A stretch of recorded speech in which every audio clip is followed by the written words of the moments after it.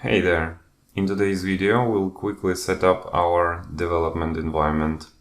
We will install a couple of extensions for Visual Studio Code and in the browser.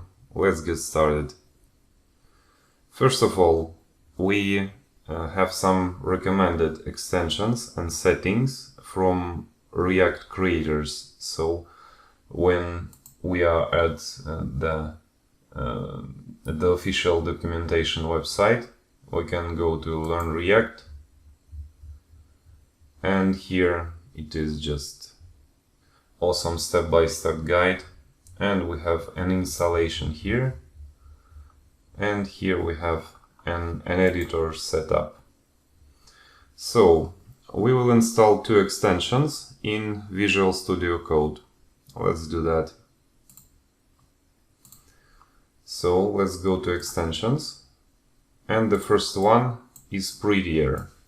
So search for Prettier, and here it is, 30 millions of downloads. I already installed it, so install it. And what it actually does. Prettier is a code formatter. What does it mean? That means that when you're writing code, you can do it in many different ways, like applying different styles to it. So you can have, for example, 2 spaces in the tab or 4 spaces. You can have a single quotes or double quotes, and so on and so forth. There are really a lot of settings in formatting our code. At the first sight, it seems not so important, because who cares? If code is working, why do we should care about all of that? But when you're working in a team, you should apply like the single settings for code formatting. And you should apply it like to the whole team, and whole team members should stick with it, just to have a consistent code base. So Prettier is automating all those things. So install it, and then we will configure it. The second extension is ECMAScript.lint. It's called ESLint. Right, here it is, 25 millions of installations. So just install it, and we will add really short configuration later. What is ESLint? It is an extension which is checking your code, the quality of your code, not formatting but quality. So for example, it can highlight some bugs or some inefficient code while you're writing it. So you don't have to run the code to see that you have a bug. ESLint will show you the majority of those bugs. And for ECMAScript.lint, we also have the recommended settings, ESLint config React app. So when we will install ECMAScript.lint, we also need to make an installation of this package. This is the settings. So we should write just npm install this. So just go to this page. I will paste the link in the description and just install it here. So just paste it here 2 times, hit enter, and it will install it. While it is installing, let's add a configuration. Both of those extensions, ECMAScript.lint and Prettier, have like the global configuration, but it is more convenient to have the local configuration for each project, because you can have like different configurations in different projects. But alright, let's first make some configuration of Visual Studio Code itself. So just go to Settings, here in the lower left corner, Settings, and search here for Format on Save. Here it is, and just make sure that this checkbox is ticked. What it is doing, you can, for example, mess up whatever you want on your code formatting. So do something like that, and I don't know, H2 blah blah blah, and I don't know, paragraph blah blah blah, and when you click save, this setting will just format the whole file for you. So Ctrl S, and as you see, all nicely formatted. You don't have to like specially mess up your formatting like I did, but you get the idea.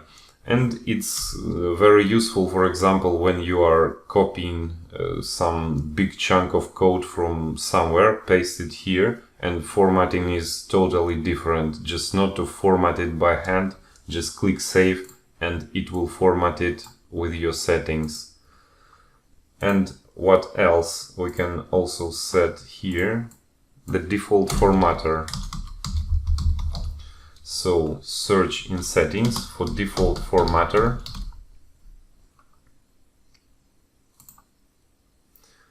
and here in text editor we have the setting of default formatter, and make sure you choose the Prettier here. Alright, and let's add the configuration for Prettier now. Configuration file is just and the settings are done, so we have this package installed. Let's add a configuration file for Prettier. So this is this file is called prettierrc.json, and this is just simple JSON file, which should just be called in this way.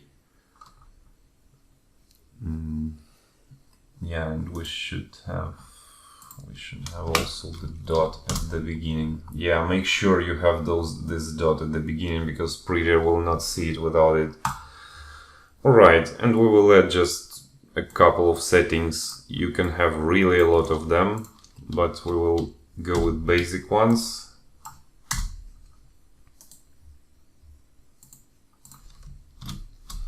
Alright, what it is doing, it is setting the tab width for 2 spaces. We have trailing commas. This is the big topic, we'll not dive into that. We have semicolons to true, so we will add a semicolons at the end of each line. And we have a single quote to false, so formatter will just replace all the single quotes with the double ones. So let's see if it's working. Let's go to app and let's try to add something which is not okay.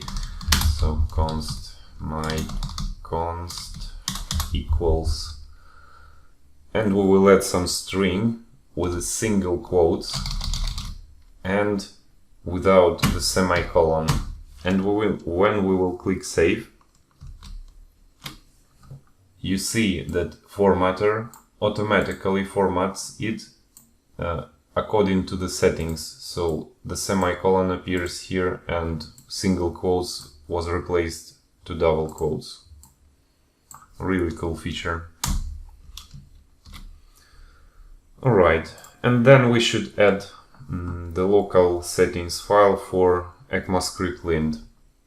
These look really the same, so new file, dot at the beginning, and the file should be named ESLint rc.json. And for now, all we have to have here is this line of code in the object. That means that settings for React applications will be applied. Those settings which are installed here. So they will be applied to the project thanks for this settings file. Alright. That's it for extensions inside the Visual Studio Code. And the next and the only thing left is to install React developer tools in your browser. I'm using Chrome, and for Chrome you just need to go to your extensions, search for React, and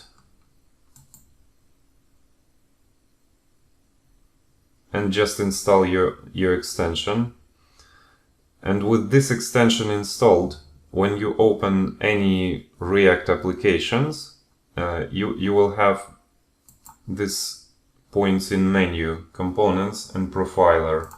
So when you will go there, you can see not like the HTML that was generated by React, but the components tree and its props and its state. So it's really useful for debugging purposes. When you have like the bigger application, it really helps. Alright, that's it for development environment setup.